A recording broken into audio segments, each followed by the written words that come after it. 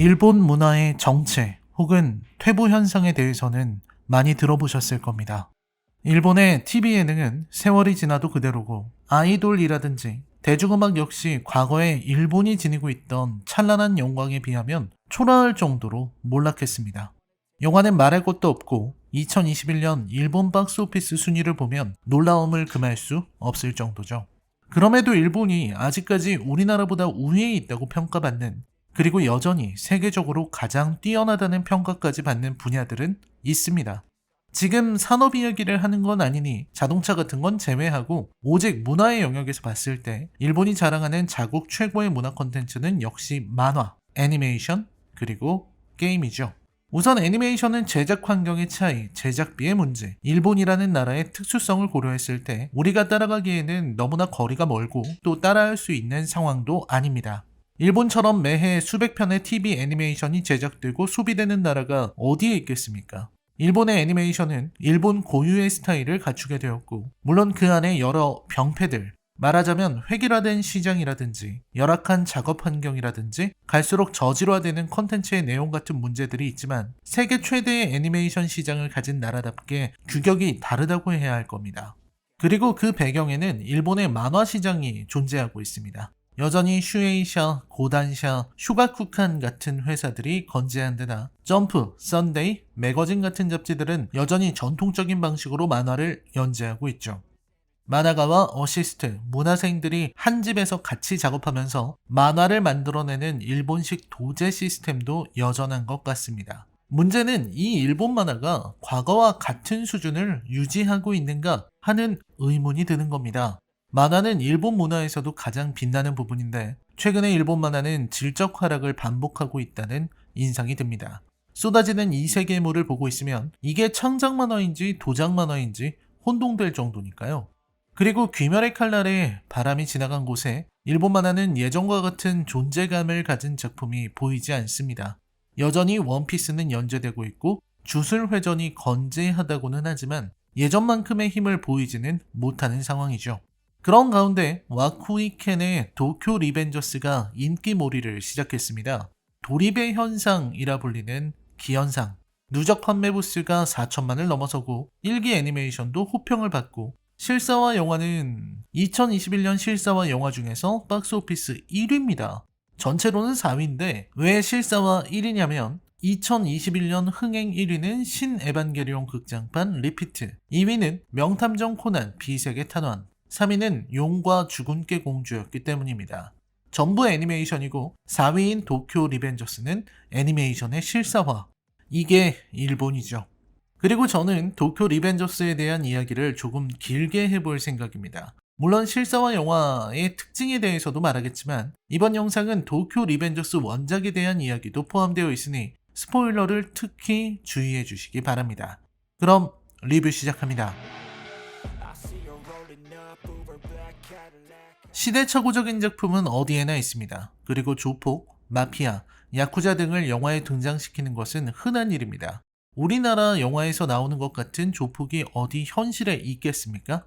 이미 90년대 이후로 규모 있는 조폭은 씨가 말랐죠. 물론 여전히 지역마다 특색 있는 조직이 무슨 파라면서 있긴 하지만 조폭을 만나는 건 쉬운 일이 아닙니다. 그래서 우리나라 영화에 나오는 조폭은 시대착오적이거나 판타지입니다. 일본의 야쿠자는 우리나라 조폭과는 비교도 안 될 정도로 거대한 규모를 자랑하긴 하지만 그마저도 전성기를 잃고 한때 엄청난 규모를 과시하던 최대 조직 야마구치 구미도 조직원 수 1만 명 정도로 떨어졌다고 합니다. 어디선가 1만 명 아래 8천 명대로 떨어졌다는 기사를 읽은 적도 있습니다. 물론 100명이 넘는 조직도 없는 우리나라의 입장에서는 여전히 엄청난 범죄 단체지만 일본도 조금씩 변하긴 해야죠. 마피아도 마찬가지입니다. 미국에서 마피아니 코사노스트라를 찾아보긴 어려워졌어요. 물론 미국 영화에는 영원한 친구, 멕시코 갱들이 있지만 영화에서는 폭력을 아주 영리하게 사용하고 때로는 폭력이 미학이라는 이름으로 둔갑하기도 합니다. 폭력은 사회적으로 절대 용인할 수 없는 것이지만 우리가 그토록 폭력을 경계하고 미워하는 이유는 동물에게 있어서 힘과 폭력이라는 게 너무나도 강력한 지배의 도구가 될 우려가 있기 때문일 겁니다. 그런 의미에서 저 역시 도쿄 리벤저스를 즐긴 사람이라는 것은 밝히지 않을 수 없습니다. 일단 만화부터 말하자면 저는 도쿄 리벤져스 만화를 단숨에 읽었고 재미있어 했습니다. 물론 과거의 일을 해결하고 돌아오면 현재가 전혀 다른 방식으로 변하고 그 중간 과정을 유추하거나 현재에서 일을 해결한다는 식의 진행은 없이 오직 과거로 가서 사건을 해결하고 현재로 돌아와 결과만 확인한다는 단순한 진행에는 학을 뗄 수밖에 없었습니다. 거기에 진행하면 할수록 일이 꼬여버리기 때문에 이제는 속된 말로 뇌절이 아닌가 싶은 생각도 듭니다. 키사키 문제가 해결되었을 때쯤에 끝내야만 했죠. 개연성이야 원래부터 부족했던 걸 캐릭터에 기대어서 해결하고 있는데 그 캐릭터들도 이제는 매력을 잃고 있다고 생각합니다. 타임리프라는 설정 그리고 폭력과 성장의 이야기는 언제나 그렇듯 잘 통하는 이야기입니다. 도쿄 리벤져스가 재미있는 건 초반 진행을 잘 구성해서 나름대로 긴장감을 유지하면서 이야기를 펼쳐갔기 때문입니다. 첫사랑을 살려야 한다는 심플한 목표, 모든 수수께끼를 과거에 두고 왔다는 편리한 설정, 필요하면 과거로 돌아가 현재를 바꿀 수 있다는 안전장치의 존재는 이 작품을 쉽고 편하게 감상할 수 있게 만드는 요인입니다. 영화는 그런 부분에서 나쁘지 않았습니다. 원작에서 중학생들의 이야기였던 것을 이 작품은 고교생으로 바꿨습니다. 아무래도 고교생이 되니까 조금 더 설득력이 생기죠. 그리고 원작과는 달리 도쿄 만지 외의 인물들의 변화를 줬고 에마 같은 인물들은 탈락했습니다. 대신 첫사랑의 상대인 히나타의 분량이 늘어났습니다.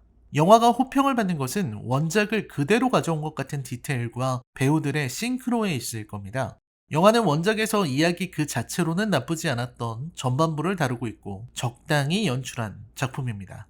애니메이션 원작이라는 걸 생각해보면 그냥 범작 수준은 되는 작품입니다. 딱히 칭찬할 만한 요소는 많지 않지만 그렇다고 졸작이라 평가할 만한 영화는 아니죠. 누군가가 만약 이 영화를 놓고 재미있느냐고 물으면 저는 고개를 끄덕일지도 모릅니다. 일본 영화 특유의 몇 가지 진입장벽들을 넘어설 수만 있다면 충분히 즐길 수 있는 영화라고 말할 수도 있을 것 같습니다. 하지만 그 전에 꼭 짚어야만 하는 부분들이 있습니다. 첫째는 배우들입니다.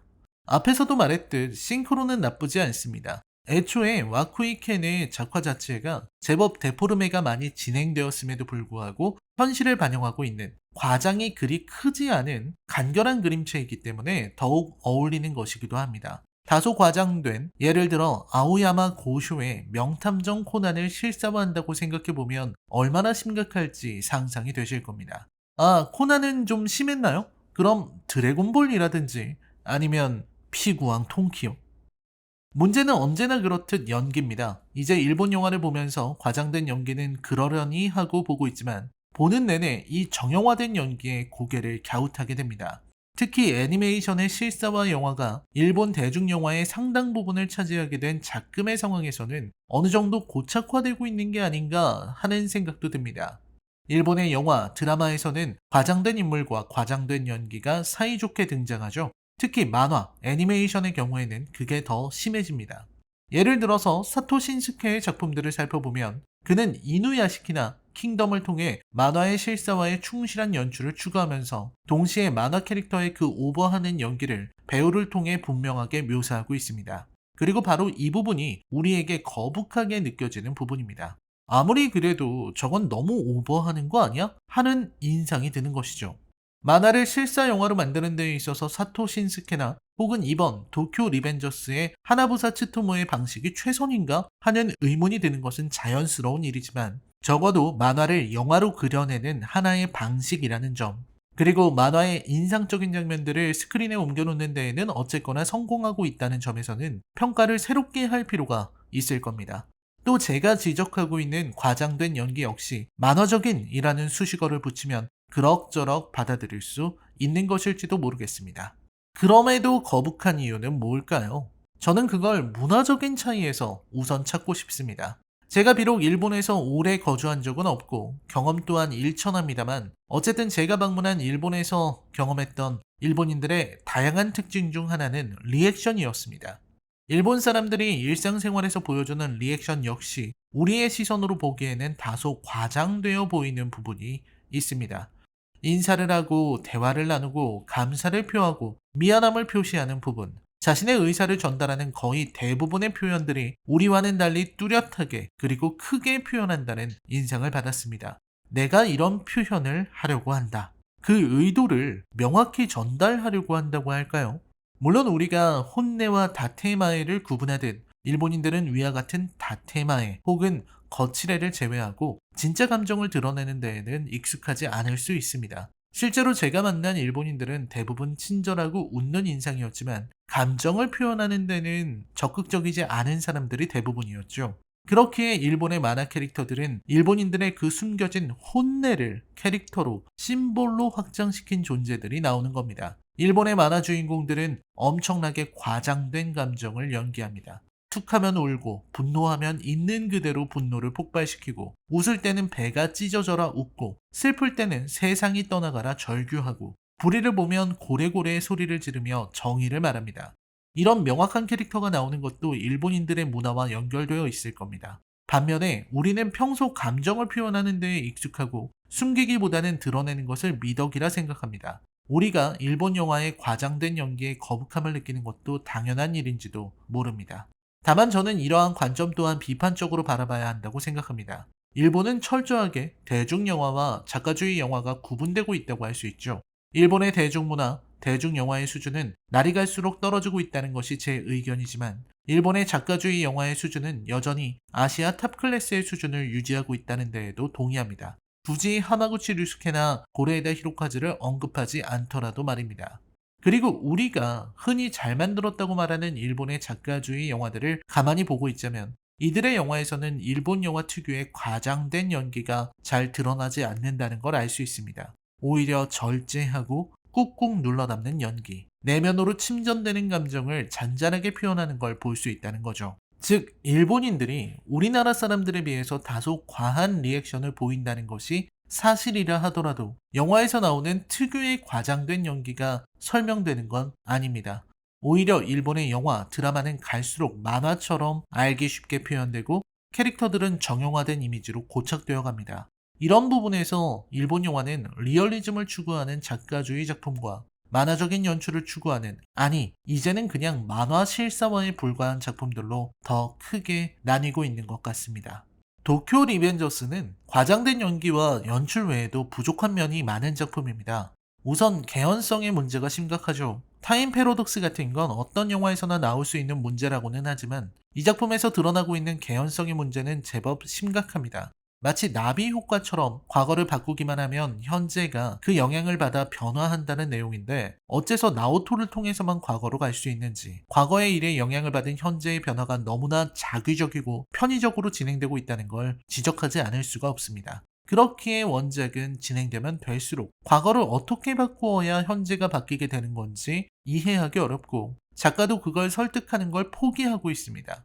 결국은 어설픈 폭력물에 자극적인 요소와 성장물의 뻔한 감동만이 남습니다. 물론 주인공이 울보에 싸움도 못하지만 강한 정신력을 지니고 상황을 반전시키려 노력하는 불굴의 의지를 지닌 인물이라는 건 고개를 끄덕일만 합니다.